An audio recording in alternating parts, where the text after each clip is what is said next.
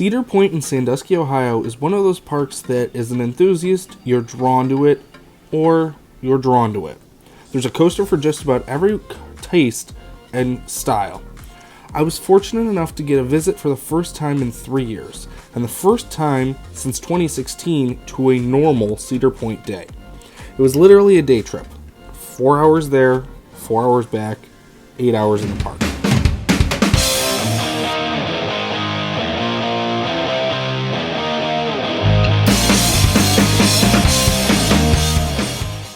And I managed to get on almost everything I wanted to. We started our day by checking out the boardwalk and heading to the brand new Grand Pavilion. This was the big addition for the year, a brand new dining facility. I got the funnel cake battered fried shrimp with salt potatoes with butter that tasted like it was popcorn butter. From there, of course, you have to check out the new coaster. We're enthusiasts. We all want the credit. So it was off to the Wild Mouse, the new Zamperla model that isn't your traditional Crazy Mouse. Yes, it has spinning cars. Yes, there's switchbacks. But this is more in common with a Mauer spinner with overbanked turns. Each of the trains are themed to a different mouse, and, of course, the cheese car. This ride, I think, is a great addition to the park. Yes, it's a small footprint. Yes, it is a family coaster. But if you look at what Cedar Point has, it is one of those, it fit the bill of what they needed. And let's be honest, whatever 2024 is, that's for us enthusiasts. Let's leave something for the families this year. I think it's a good little ride. Definitely has a little bit more punch than what you're expecting, but nothing too crazy.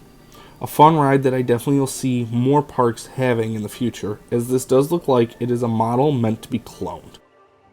After that, it was time to hit the big rides, starting with Valraven. Now, we went on a weekday during the Frontier Festival, so if you were thinking the park was going to be busy, yeah, I'd say you're wrong. This was not necessarily a dead day. There was plenty of school trips and field trips. There was definitely plenty of people who thought I needed fast lane, like the kid who flashed his band thinking he was hot shit in a 5-minute line for Valraven. Like, slow your roll, man. But anyway, Valraven. This is the first time I've been on this dive coaster since 2020 during the pandemic on my last visit to the park. And man, I might have only done 2 dive coasters, and they might be the 2 Cedar Fair ones. But I really do like Valraven. This thing has nice floater airtime on the drop. Of course, why wouldn't it? It's a dive coaster. Then you have the massive elements that make up the rest of this thing. The massive Immelman, the twist up into the second drop off of the mid-course. And then you've got the helix. You've got the hang time. And I mean JoJo roll level hang time in the 0G roll. Which I don't know about you, but every B&M that has the vest restraints that I've ever been on that have the 0G rolls feel like a JoJo roll hang time like Dorney Park Hydra. Yeah, I said that backwards, whatever. I mean that. But Banshee at Kings Island does the same thing. And then, yes, an airtime hill doesn't make sense. I got a little pop, nothing crazy, but still, it's a great way to round out this coaster. I really don't get why people don't like this coaster. But ask me once I get on Griffin and Shikra and Dr. D and Emperor, and then maybe my opinion will be different. Who knows? I might like Yukon better if I get up to Wonderland this year. Anyway, after doing Valraven, it was time to go to the GOAT. And by GOAT of the park, well, the ride everyone comes here for, Millennium Force. Now, this is the first time I've rode this since 2016. It's been a long time, and I've ridden more gigas since then, like Orion. Well, excited as I was to ride this, I had a feeling this was not going to be the same Millennium I used to think it was. Sure as hell, it wasn't. Honestly, I came off this ride with a real hot take. Millennium Force, built in 2000, 1 year after the first Ride of Steel at Darien Lake, that opened in 99, is literally a bigger, faster version of the same damn ride. Literally, taller hill, 2 giant camelbacks that do nothing. Speed hill that kind of gives you it. And then in the case of Millennium, a bunch of overbanked turns. In the case of Ride of Steel, a bunch of giant helixes. They're the same damn ride. And trust me, I'm really going to think about this and get into this more, because that's a whole separate video I want to do. While I still enjoyed my ride on Millennium Force and liked the rush of speed on this thing, it really didn't do anything for me. In my opinion, I think it's the weakest of all the Cedar Fair gig coasters. But I will give it a little bit of bonus points because it is the original and it is iconic and the setting on the lake. And honestly, a 300-foot drop, no matter what, is always good. But I'm starting to agree this thing is severely overhyped, overrated. Still a great coaster, but it is not the best coaster at Cedar Point and is definitely not the best Giga coaster, period. Right, now to make all the RMC fanboys' dreams. Okay, I've been on one RMC, Steel Vengeance 2020, COVID protocol. No mid-courses. Fun, fast ride.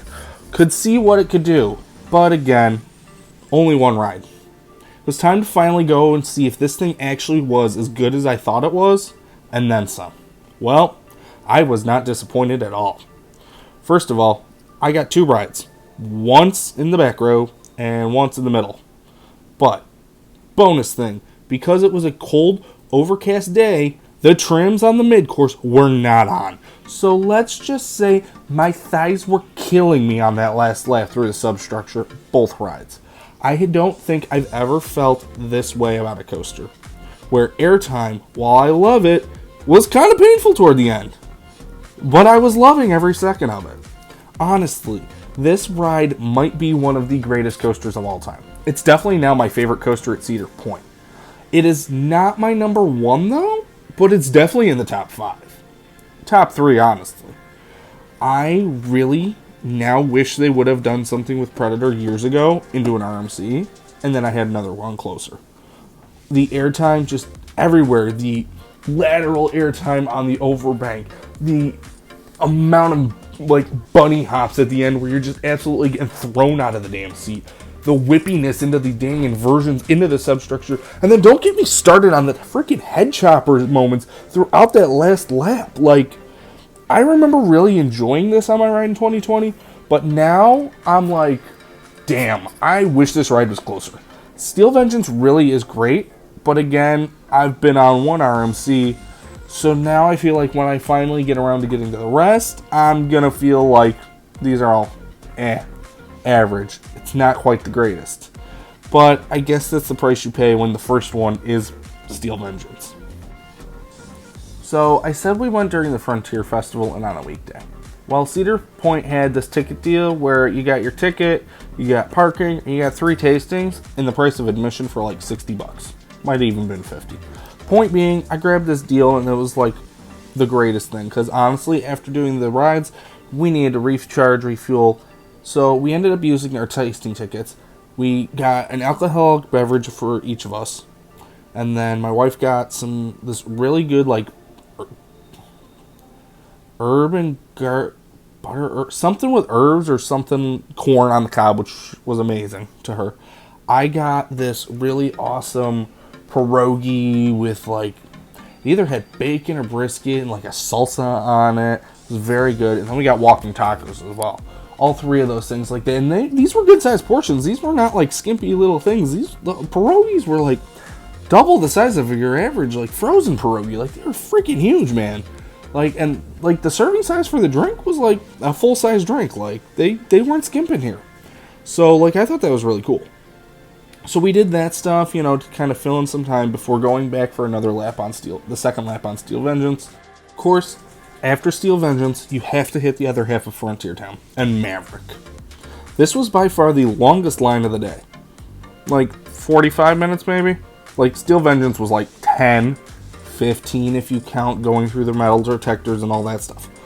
As for Maverick, yeah, long line, but as always, it was worth it. I freaking love this coaster. This is my second favorite coaster in this park. I forgot how much, even though it's only like 100 foot tall, that 95-degree drop just throws you out of the damn seat. And then the freaking airtime on the hill in this layout, like, just I don't even know what to say. Like, And then you get whipped around left and right in the tight turns, and then the inversions, and then the tunnel, you stop, and then you get shot out even faster. And then even the S-curve, like, I used to hate this part of the ride, but now it's like, okay, cool, I love getting yanked out this way. Like, Maverick just continues to get better every time I've ridden it, to the point where I want to trade 3 crappy Darien Light coasters for this thing. My last ride on Steel Vengeance, we started walking around toward the front of the park to kind of wind down the day. I wanted at least one more coaster, and I wanted to, like, take another one of those coasters that I had no clear, concise opinion on. Magnum. I've had great rides where I see the potential of, hey, this is an elite airtime great coaster, besides the significance of it being the first hypercoaster, to I've had crappy rides where I'm like, why is this thing even here? Well, as I was getting ready to get toward Magnum and walking up there, the winds are starting to get a little bit crazy around the point, and we all know what that means. Half the rides go down for wind, and Magnum was no exception.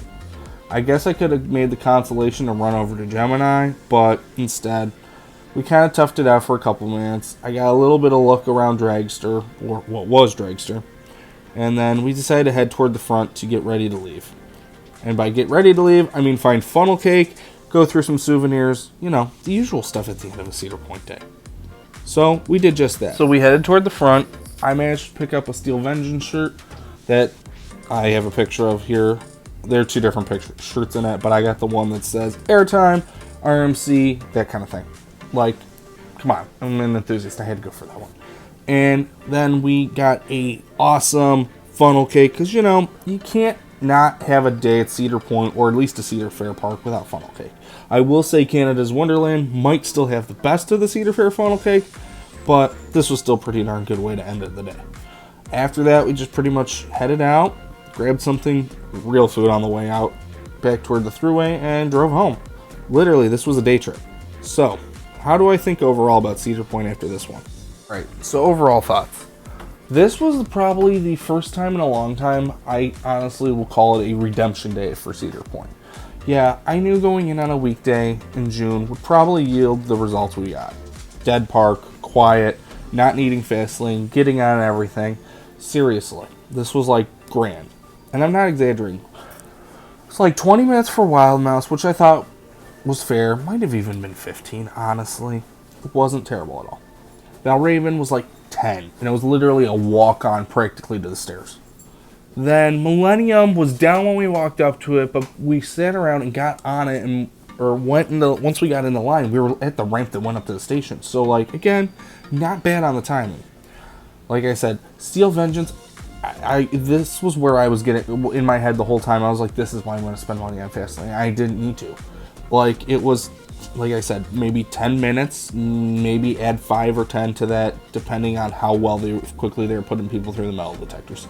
The wait was nothing, and like I said, Maverick was the worst, but even then, it was like 30 to 45 minutes, if that, but it was moving the whole time, and it was in the main switchback pen underneath. So, how did I feel about the coasters? Besides great throughput on the ops teams and everything and all that, and the maintenance teams for getting the rides up and going with any issues they ran into during the day. Steel Vengeance is definitely my number one at the park. I thoroughly now understand a little bit better the appeal of the RMC. Not that I didn't, but like you know a little more after going at it. And I now am like, crap, when can I get to a park to ride another one of these? Maverick is still one of the best coasters. It gets better every time I ride it, and I personally can't wait to go back to Cedar Point just to ride Maverick and Steel Vengeance again. Valraven was definitely the third best coaster of the day. Honestly, the B&M drops with the floater is one of my favorite sensations. And getting that, and I like the hang time on that 0G roll, so it does stuff for me. And I think it's a good ride. I think it was a great addition at the time when it came in, and it is a fun ride. And I agree, I do need to get on more of these to kind of have a better comparison, but still. And then Millennium Force, like I said, still great, iconic, fun, enjoyable ride, but it's... I hate dropping it down, but I honestly kind of wonder if after riding other rides in the park, if I'm going to drop this thing lower. But this case, on this day, it was the 4th best ride in the park. Then obviously the Wild Nest was going to be last. And even like the train, we did the train because, you know, Cedar Point, you got to ride the train, especially if you're going from Millennium Force and you're going to go towards Steel Vengeance. We'll just, you know, take the train. But overall, great day at Cedar Point.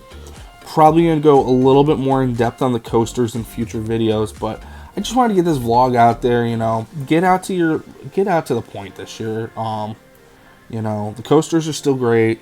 The food's definitely better than what I remember in the past.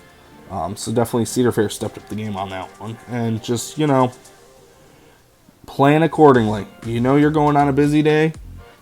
You know, you want to do the big, a lot of coasters, be prepared to do the get fast lane, or be smart like I did and kind of buy your time and try to go on a weekday, and then, like, you know, hope for a little bit of crappy weather, because, you know, crappy weather keeps people away and gets you on more rides quicker. So that's going to do it for this little video about my trip to Cedar Point.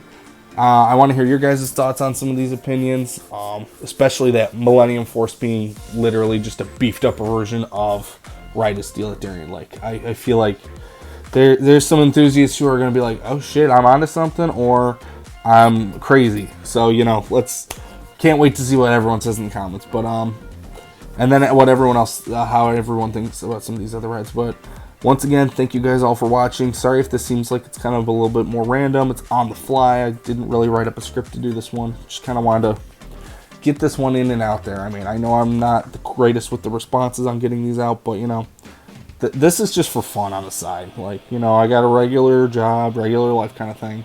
So, thank you guys again for the support. Thank you guys for watching, and we will see you in the parks.